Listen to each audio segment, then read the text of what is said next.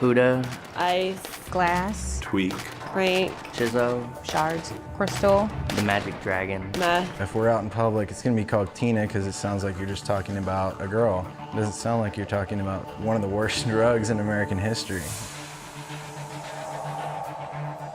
Crystal meth is actually the more pure form of methamphetamine. Commonly, people think methamphetamine is just a powder, but really, these days, you have to go searching just to find it in powder form. Crystal meth is the most common what you're gonna find of the meths. It looks like glass, like blades almost, but it's like glass pieces. Comes in different flavors sometimes. It comes in like different colors, kind of pinkish, brown color, like an off-white, and sometimes it's crystal clear. And there is also another thing, it's called peanut butter crank. It actually looks like peanut butter, smells like peanut butter, and it's basically pure speed. It's more pure form of crystal meth. It's made out of Everything underneath the hood of your car and your kitchen sink. Ammonia, driveway cleaner, lye, gun bluing. Battery acid. pesticides.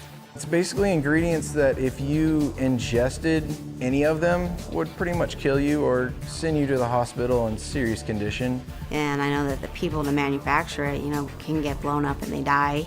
It's strictly just toxic poison. For every 1 pound of meth that you make, you get 6 pounds of toxic waste. It's going to cause irreversible damage. Originally started out snorting it. Snort, smoke it, shoot it, whatever, I'd snort it, shoot it. And I would ingest it as well. I tried it every way that you could do it. And I just kept gradually going up and, trying to get that better high until I was, slamming it multiple times in the day. I was 13 when I first started doing it. Started about the age of 16. First time I did it, I was 17. I was at my brother's house. He was sitting down there smoking it, and he offered it to me. Got into it because I wanted to impress a guy. It was utter curiosity, maybe boredom. I started off just having fun and hanging out. It was a social thing. My parents in my school sent me to a rehab because I got caught smoking weed at school. Just met some people there, and I started, hanging out with them when I got out, and they introduced me to it. One day they pulled out, a crystal meth pipe and were smoking it, and I had no idea what it was. I thought, okay, well, this can't be that bad, everyone else is doing it. I decided since I already smoked marijuana, maybe try this meth thing, so big mistake. Once I tried it that one time, just this instant euphoria, like it probably kicked in within 10 to 30 seconds of smoking it. At first you feel really good, and I felt like I was on top of the world. And it lasts for quite a long time, for some people up to 12 hours. When you come down from it, it's like the complete opposite. And it started coming off of it the next morning. That's when I actually called the drug dealer and said, is this supposed to happen? He's like, yeah, but there's an easy remedy, you just do more. Or once you start and get going, there's no stopping it. My body would ache, like I had just gone over had like the worst flu ever. Throwing up, couldn't hold anything down, and I was yellow on top of it. Lethargic all the time, really hard on your body. I came out of the military, I was weighing 180, and within 6 months, I was down to 135. Went and saw a friend, and she's like, what have you been doing? You look like a stick. I had spots in my head about this big of hair, like literally gone, like a baby's butt. I mean, you can tell when somebody's on meth, it definitely takes its toll on you physically. I started getting more psychotic. Like my boyfriend and his friend would be talking, and I would swear that they were talking in code.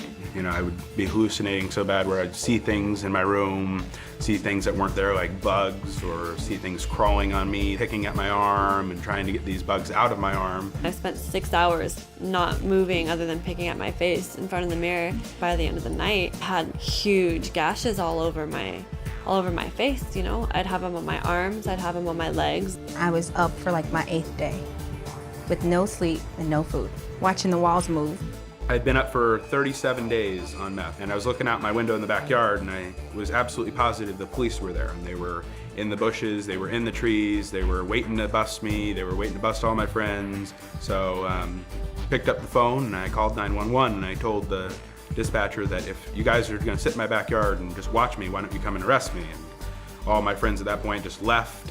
The police came, they surrounded my house. Eventually they had to get me and tackled me and get me out of the house. Ended up taking me away. I'm thinking people were chasing after me. I actually went to a family member's house, and they ended up calling the cops on me because they didn't know what was wrong with me. Woke up in a padded room, and I spent a week in a mental hospital. And you just go crazy on it because you're tweaking. you're not thinking straight. Kind of gets your wheels turning real fast. You're just moving like 100 miles per hour, like in your head. Your thoughts, everything's just going boom, boom, boom, like really fast. You'll start projects without being able to finish them. Or you can't concentrate on any one thing. Just constant motion when you're doing absolutely nothing. I had to calm myself down, panic attacks and stuff. I would just start getting real irritable, cranky, tired. You get depressed. Feel worthless. I remember just wanting to lay in bed and sleep my life away. That was the only way I could function, is if I did just do a shot. Just needed that and wanted it and was going to do anything to get it at that point. Wouldn't have any problem going to your house, kicking your door in, robbing you for everything you had, just to get it. Makes you not care that you're wasting your life away. Makes you not care that your sister cries at night because her brother is out committing crimes and manufacturing methamphetamines. Had completely kidnapped me, mind and soul, and the more I did, the more it built up inside of my body. I noticed in myself short-term and long-term memory loss, nerve damage, my muscles sometimes twitch, just things that seem to be irreparable.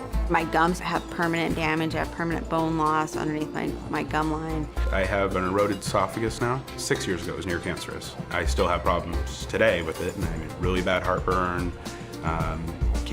If I drink water, it can burn my throat. I got cut from here all the way down to below my bikini line, and they removed all my large intestines. Left me with 1 inch. I have tendinitis now. Well, I got hepatitis C from injecting drug use. You know, doing all that battery acid and muriatic acid and all that, it eats away not only at your teeth, but every bone, your eyes, it kills you. You are the company you keep. So if you're hanging out with people that do drugs, you're gonna do drugs. I don't care who you are, you're not going to be able to function better on drugs. Of course, I was always warned as a young kid, stay away from this, stay away from that. Whereas knowing what I know now, yeah, I would have definitely avoided it. Nobody ever told me when I started it that, hey, this is an extremely deadly poison. If anybody had actually told me what it would really do to me, I would have walked right away from them and told them they're crazy. There's nothing cool about it. There's nothing fun about it. It's deceiving at first, but it'll just take you to a place of going nowhere. Becoming addicted for just one try or just one time, it's not worth it, because that one time can kill you. A couple nights of fun could lead to a whole lifetime of destruction. Look at the pictures, they don't lie, like the mug shots, they don't lie. The people that are going to jail, it's not lying. I mean, it can be you. It's probably, in my opinion, the one drug that will make sure it happens.